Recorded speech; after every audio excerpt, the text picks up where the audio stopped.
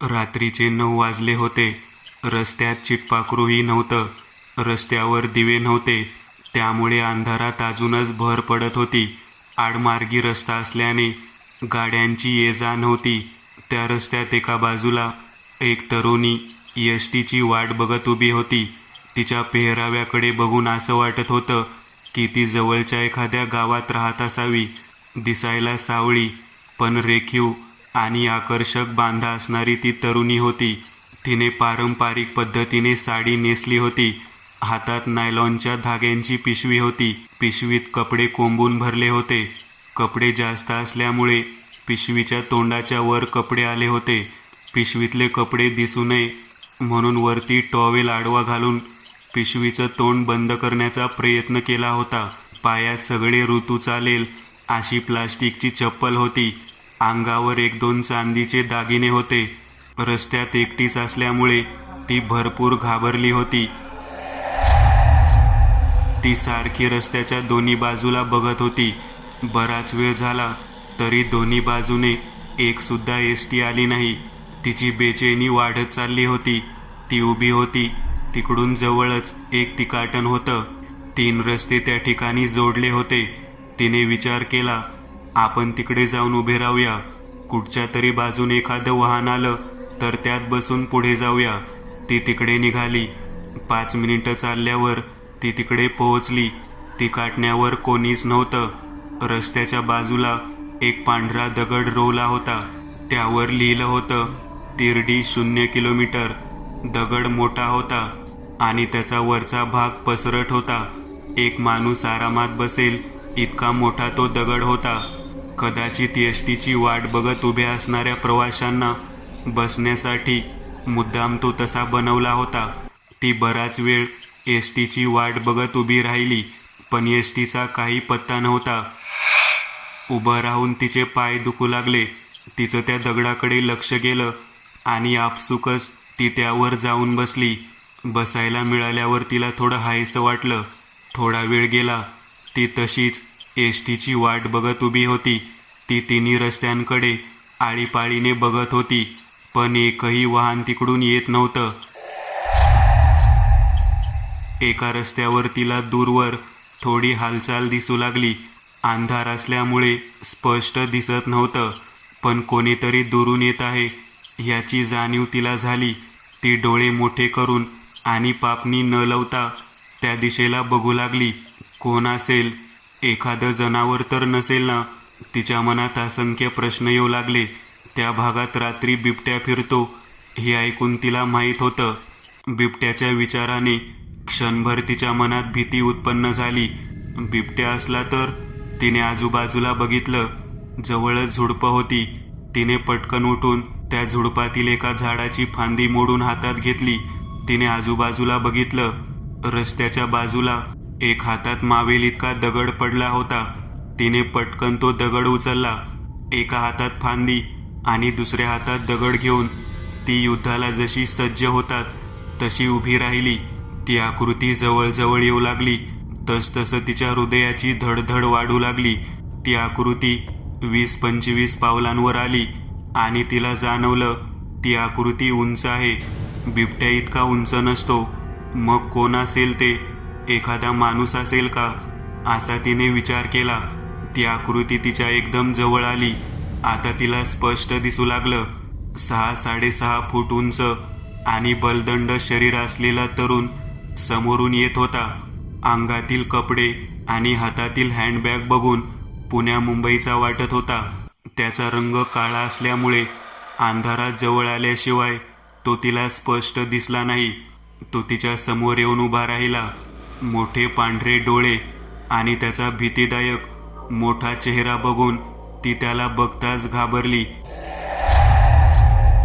माणूस म्हणावं की शैतान हेच तिला कळत नव्हतं. त्याच्या कपाळापासून ओठापर्यंत जखमेचा मोठा उरण होता. असं वाटत होतं कधी काळी तलवारीने किंवा धारधार शस्त्राने त्याच्या चेहऱ्यावर वार झाला होता. त्या उरणाने तो तरुण अजूनच भेसूर दिसत होता. तो समोर येताच भीतीने ती एक पाऊल मागे सरकली. त्याने घोगऱ्या आवाजात तिला विचारलं, शेवटची एसटी गेली का? त्याच्या आवाजाने ती अजून घाबरली आणि तिने फक्त नाही अशी मान हलवली. 5 मिनिटं दोघं एसटीची वाट बघत तसेच उभे राहिले. ती हळूच मध्ये मध्ये त्याच्याकडे बघायची. त्याचं लक्ष तिच्याकडे गेलं की पटकन दुसरीकडे बघायची. थोडा वेळ उभं राहिल्यावर त्याला उभं राहावेना. त्याने इकडे तिकडे बघितलं आणि त्याला तो दगड दिसला ज्यावर ती तरुणी बसली होती. तो त्या दगडावर जाऊन बसला. रात्रीचे 11 वाजत आले होते, पण एसटीचा ठिकाणा नव्हता. तिचं लक्ष त्याच्याकडेच होतं. तो शांतपणे मान वळून एसटीची वाट बघत होता. बराच वेळ झाला. तसं तिला सुरक्षित वाटू लागलं. त्याच्याकडून काही धोका नाही असं तिला वाटू लागलं. तिने हातातला दगड आणि फांदी खाली ठेवली. वेळ पडली तर पटकन हाताला लागावी असा विचार करून तिने दगड आणि फांदी स्वतःच्या जवळच ठेवली. तुम्ही कधीपासून एसटीची वाट बघत आहात? त्याने विचारलं. त्याच्या बोलण्याने सावध होत ती बोलली, तुम्ही यायच्या तासभर आधीपासून. तो विचार करत बोलला, म्हणजे 2-1 तास एसटीचा पत्ता नाही आहे? ती काही बोलली नाही. 2 मिनिट गप्प राहिल्यावर त्याने परत विचारलं, कुठे महत्त्वाच्या कामासाठी निघाला वाटतं? म्हणजे एवढ्या रात्री एकट्या चालल्या आहात म्हणून विचारलं. ती बोलली, तसं महत्त्वाचं काम नाही आहे. नेहमीच उशीर होतो, पण आज जरा जास्त उशीर झाला. तो बोलला, मी पण चुकीच्या एसटीमध्ये चढलो होतो. कंडक्टरने मागच्या जंक्शनला उतरवलं आणि सांगितलं पुढच्या जंक्शनवरून दुसरी एसटी पकडा. ती काही बोलली नाही. त्याने विचारलं, भीती नाही वाटत का रात्री एकट्याने प्रवास करताना? ती बोलली, आधी वाटायची, पण आता सवय झाली आहे. त्याने विचारलं, या भागातील दिसता, कुठून आला आहात? ती बोलली, इथून 5-6 किलोमीटर दूर डोंगरात फॅक्टरी आहे, तिकडूनच आली आहे. तो आश्चर्याने बोलला, म्हणजे तुम्ही 5-6 किलोमीटर चालत आला इकडे एसटी पकडायला? हो, अशी मान हलवली. बापरे, कमालच आहे तुमची. इतकं अंतर तर मी आयुष्यात कधी चाललो नाही आहे. आमच्या नशिबी हे कायमच आहे. कसली फॅक्टरी आहे? सूतगिरणी आहे. 10 मिनिट अशीच गेली. कोणी बोलला नाही. शेवटी त्याने विचारलं, नाव काय तुमचं? तिने एक त्रासी कटाक्ष टाकला. तो सारवासारव करत बोलला, सहजच विचारलं. ती काही क्षण गप्प बसली आणि अचानक बोलली, मोहिनी. तिच्या उत्तराने खुश होत तो बोलला, माझं नाव शेखर. ती परत काही बोलली नाही. थोडा वेळ गप्प बसल्यावर त्याने मोबाईल चेक केला. मोबाईलला रेंज नव्हती. त्याने वेळ बघितली. रात्रीचे 12:30 वाजले होते. तो विचार करत परत बोलला, मला वाटतं आता सकाळशिवाय एसटी यायची नाही. तिने काही उत्तर दिलं नाही. थंडी वाढत होती. निर्मनुष्य शांत असा जंगलाचा भाग असल्यामुळे थंडी जास्त जाणवत होती. त्याने विचारलं, इकडे जवळ एखादं हॉटेल किंवा राहायची सोय आहे का? नाही, अशी मान हलवली. त्याने पायावर मूठ आपटली आणि मनात एक शिवी देत विचारलं, जवळपास एखादं गाव तरी आहे का? ती बोलली, आहे, पण 4-1 किलोमीटर लांब आहे. तिकडे त्या बाजूला सरळ चालत जायचं. तिने हाताने त्याला दिशा दाखवली. मग जाऊया का तिकडे? अशी रात्र इथे रस्त्यावर कशी काढणार? ती बोलली, जायला हरकत नाही, पण तिकडे जायचा रस्ता जंगलातून जातो. एखाद्या जनावरानं धरलं म्हणजे? तिच्या बोलण्यावर तो हसला आणि बोलला, जनावर यायचं असेल तर इकडे पण येऊ शकतं. इकडे आलं तर मग काय कराल? मी तिकडे जायचा विचार करतो आहे. तासाभरात चालत आपण पोहोचू. गावात कोणीतरी रात्रीपुरता आसरा नक्की देईल. तुम्ही पण येता का? तिने उत्तर दिलं, नाही. 2 मिनिट गप्प राहून त्याने मनोमन जायचं नक्की केलं आणि तो बोलला, ठीक आहे, तुम्हाला यायचं नसेल तर तुम्ही इकडेच थांबा, मी निघालो. असं बोलून तो दगडावरून उठला आणि आपली हँडबॅग घेऊन निघाला. जाताना त्याने तिच्याकडे एक कटाक्ष टाकला आणि भेसूर चेहऱ्याने हसत तिला बाय बोलला. तो तिने सांगितलेल्या दिशेने जाऊ लागला. त्याच्या पाठमोऱ्या आकृतीकडे ती बघत राहिली. तो 15-20 पावलं पुढे गेला आणि दुरून कोल्हेकुई ऐकू आली. तो आवाज ऐकून ती घाबरली आणि पटकन आपली नायलॉनची पिशवी उचलून लगबगीने त्याच्या मागे गेली. ती जवळ येताच त्याला तिची चाहूल लागली. तो थांबला आणि वळून तिला बघू लागला. ती जवळ आली आणि बोलली, मी पण येते. तो हसला आणि चला बोलला. दोघं गावाच्या दिशेने निघाले. ती आलेली बघून तो मनातून खुश झाला. खरं तर तो कोल्ह्यांचा आवाज त्यानेच काढला होता. त्याची युक्ती कामाला आली होती. दोघं रस्त्यावरून चालत थोडे लांब गेले. एका ठिकाणी मुख्य रस्ता सोडून जंगलात पायवाट गेली होती. ती पायवाटेजवळ जाऊन थांबली. तिने घाबरत एकदा त्याच्याकडे बघितलं आणि मग समोरील पायवाटेकडे बघितलं. त्याच्या चेहऱ्यावर विचित्र हास्य होतं. ती पायवाटेने चालू लागली. तो तिच्या बाजूने चालू लागला. पायवाट छोटी आणि अरुंद होती. जेमतेम 2 माणसं चालू शकतील एवढीच रुंद होती. त्याने मोबाईलचा टॉर्च चालू केला, पण तिने तो बंद करायला सांगितला. टॉर्चच्या प्रकाशाने एखादं जनावर सावध झालं असतं आणि त्यांच्यावर हल्ला होण्याची दाट शक्यता होती. दोघं शांतपणे कमी आवाज करत चालू लागले. अंधार असल्याने त्यांना पायाखालचा अंदाज येत नव्हता. ते अंदाजे पाय टाकत पुढे जात होते. गरज पडली तर तो मोबाईलचा टॉर्च लावत होता आणि समोरच्या रस्त्याचा अंदाज घेऊन लगेच बंद करत होता. रस्ता बरोबर नसल्याने दोघं धडपडत चालत होती. चालताना मध्ये मध्ये ती त्याचा हात पकडत होती. अरुंद पायवाट असल्यामुळं दोघं एकमेकांना चिटकून चालत होते. तिच्या शरीराचा होणारा स्पर्श त्याला सुखावत होता. तो मुद्दाम अजूनच तिला चिटकायचा प्रयत्न करत होता. तिच्या शरीराला स्पर्श करत होता. तिला ही गोष्ट जाणवत होती, पण काही इलाज नसल्यामुळे ती गप्प होती. चालताना एके ठिकाणी खड्डा होता आणि अंधारात त्याचा अंदाज न आल्याने तिचा पाय त्या खड्ड्यात गेला आणि मुरगळला. ती वेदनेने खाली बसली. तो तिचं दुखणं बघण्याच्या बहाण्याने तिच्या पायाला जास्त स्पर्श करत होता. तिला ही गोष्ट जाणवली तशी ती धडपडत उठली, पण तिला नीट चालता येत नव्हतं. कोणाचा तरी आधार घेतल्याशिवाय ती चालू शकत नव्हती. नाईलाजाने तिला त्याचा आधार घ्यावा लागला. त्याने एक हाताने तिचा हात पकडला आणि दुसऱ्या हाताने तिच्या कमरेला विळखा घातला आणि दोघं चालू लागले. तिच्या अवघडलेल्या स्थितीचा तो पुरेपूर फायदा घेत होता. ती असहाय्य असल्यामुळे गप्प होती. थोडा वेळ चालल्यावर तिचा पाय जास्तच दुखू लागला. तिला आता आधार घेऊन चालणं सुद्धा शक्य होत नव्हतं. एका ठिकाणी ती थांबली आणि खाली बसली. तिला आता उभं राहणंही शक्य नव्हतं. ती रडवेल्या चेहऱ्याने बोलली, मला आता चालणं शक्य होणार नाही. उभं पण राहता येत नाही. असं करा, मी इथेच थांबते, तुम्ही पुढे जा. तो बोलला, तुम्हाला एकटं सोडून मी पुढे कसा जाणार? पुढे गेलो तर आपण दोघं जाऊ, नाहीतर इथेच थांबू. ती बोलली, इथे जास्त वेळ थांबणं धोक्याचं आहे. ह्या भागात बिबट्याचा वावर असतो. तुम्ही पुढे जा. माझ्यासाठी तुम्ही आपला जीव धोक्यात घालू नका. तो बोलला, नाही, गेलो तर दोघं जाऊ, नाहीतर कोणी जाणार नाही. एक करता येईल, मी तुम्हाला उचलून घेतो. आपण बरंच अंतर कापलं आहे. लवकरच गाव येईल. तिकडे काहीतरी मदत मिळेल. ह्या गोष्टीसाठी ती तयार नव्हती. ती नको नको म्हणत होती, पण त्याने ऐकलं नाही. बलदंड शरीरयष्टी असल्यामुळे त्याने तिला फुलासारखं अलगद सहज उचललं आणि तो चालू लागला.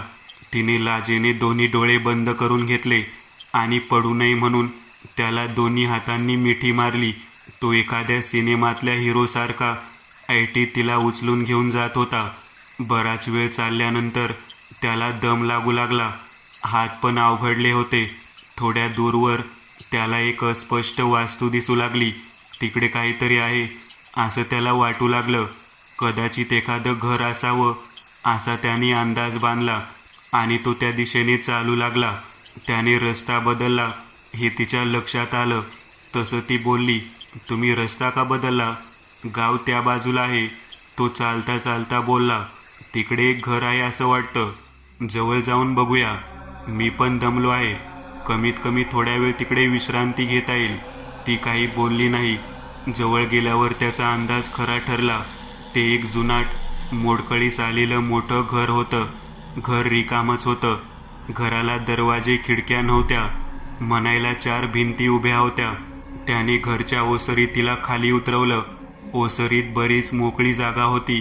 पानांचा सडा पडला होता. त्याने आजूबाजूला बघितलं आणि एका झाडाची फांदी तोडली आणि त्या फांदीने ओसरीतला पानांचा सडा बाजूला केला. आता ओसरी बऱ्यापैकी साफ झाली होती. दोघं ओसरीत खाली बसले. थोड्या वेळ बसल्यावर त्याला बरं वाटू लागलं. त्याने मोबाईल चेक केला. मोबाईलला रेंज नव्हती. त्याने वेळ बघितली. 1:30 वाजले होते. त्याच्या मनात विचार आला, फक्त 1:30च वाजले आहेत. जंगलात वेळच जात नाही.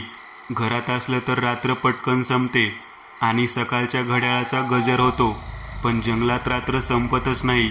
त्याला तहान लागली होती. त्याने बॅगेतून पाण्याची बाटली काढली आणि गटागट पाणी प्यायला.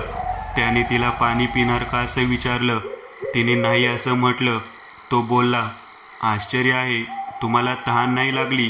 ती बोलली, नाही लागली. मी दमलीच कुठे आहे तहान लागायला. दोघं त्या घराच्या भिंतीला टेकून ओसरीत पाय पसरून बसली. डोळ्यावर झोप होती, पण मनात जंगली प्राण्यांची भीती होती. त्यामुळे झोप येत नव्हती. थंडी वाढली होती. गार वारा जोरात वाहत होता. हळूहळू दोघांना झोप येऊ लागली. ती पेंगू लागली. पेंगता पेंगता ती त्याच्या खांद्यावर डोकं ठेवून त्याच्या दंडाला मिठी मारून झोपली. तिच्या खांद्यावरचा पदर खाली ढासळला होता. त्याने तिच्याकडे बघितलं आणि त्याच्या मनात चलबिचल सुरू झाली. त्याचा मनावरचा ताबा सुटला आणि तो तिच्यावर तुटून पडला. ती झोपेतून जागी झाली आणि तिला पुढे घडणाऱ्या प्रकाराची कल्पना आली. तिने प्रतिकार करण्याचा प्रयत्न केला, पण त्याच्या बलदंड शरीरयष्टीसमोर तिचं काही चाललं नाही. तिचा प्रतिकार ढिला पडला. बऱ्याच वेळाने तो तिच्यापासून बाजूला झाला. दोघं तशीच पडून होती. तो विजयी मुद्रेने आकाशाकडे बघत पडून होता आणि ती बाजूला हुंदके देत रडत होती. हुंदके देता देता ती अचानक हसू लागली. ती हसत हसत उठून बसली. तिच्या हसण्याने तो बावचळला. तिचे केस तिच्या तोंडावर आले होते, त्यामुळे तिचा चेहरा त्याला नीट दिसत नव्हता. त्याने थट्टा करायच्या मूडमध्ये तिला विचारलं, हसायला काय झालं? मजा आली का? तिने मानेने झटका देऊन केस मागे घेतले आणि मोठे डोळे करून रागाने त्याच्याकडे बघू लागली. तिचे डोळे बघून त्याची दातखिळी बसायचीच बाकी राहिली. तिचे डोळे रक्तासारखे लाल झाले होते. डोळ्यात बुबळ नव्हतं. तिचा आवाज घोगरा निघत होता. तिला बघून तो मागे सरकला आणि बोलू लागला, कोण आहेस तू? तिने एका हाताने त्याचा पाय धरला आणि सहज त्याला स्वतःच्या जवळ ओढलं. तो सुटण्यासाठी धडपडू लागला, पण तिची पकड मजबूत होती. तिने दुसरा हात त्याच्या छातीवर ठेवला. तिच्या हाताच्या बोटांची नखं लांब झाली होती. तो घाबरून बोलला, कोण आहेस तू? सोड मला जाऊ दे. ती ओरडून बोलली, तू मला सोडलंस का? आता मी कशी तुला सोडणार? असं बोलून ती जोरात हसू लागली. तो रडवेल्या आवाजाने हात जोडत बोलू लागला, सोड ना मला, एकदा माफ कर, परत असं करणार नाही कोणाबरोबर. ती बोलली, परत असं करण्यासाठी तू जिवंत तरी राहशील का? मगाशी मला पाणी विचारत होतास, पण माझी तहान गरम रक्ताने भागते आणि तुझं रक्त पिऊन मी माझी तहान भागवणार आहे. त्याने रडत विचारलं, कोण आहेस तू? ती रागात बोलली, मी मोहिनी, गावातील साधी गरीब मुलगी. तुझ्यासारख्या एका नराधमाने इथेच मला नासवली आणि माझा जीव घेतला. तेव्हापासून मी तुझ्यासारख्या नराधमांना शोधते आणि इथेच आणून संपवते. तू माझ्या सापळ्यात अडकलास, आता तू संपलास. असं बोलून ती त्याच्या अंगावर बसली आणि तिने आपली नखं त्याच्या छातीत खोलवर रुतवली. तो जीवाच्या आकांताने ओरडत होता आणि तो शांत होईपर्यंत त्याचं रक्त पित होती. 2 दिवसांनी स्थानिक वृत्तपत्रात बातमी आली की बिबट्याच्या हल्ल्यात एका तरुणाचा मृत्यू. वन विभागाने बिबट्याला पकडण्यासाठी ठिकठिकाणी सापळे रचले होते. काही दिवस गेले. रात्रीची वेळ होती. एक तरुण रस्त्यावरून येत होता. समोरच दगडावर एक तरुणी बसलेली त्याला दिसली. त्याने जवळ जाऊन तिच्याशी संवाद साधला. बोलता बोलता त्याने विचारलं, तुमचं नाव काय आहे? तिने उत्तर दिलं, मोहिनी. मित्रांनो, आज पुरतं एवढंच. तुम्हाला जर काही गोष्ट आवडली असेल तर नक्की लाईक करा.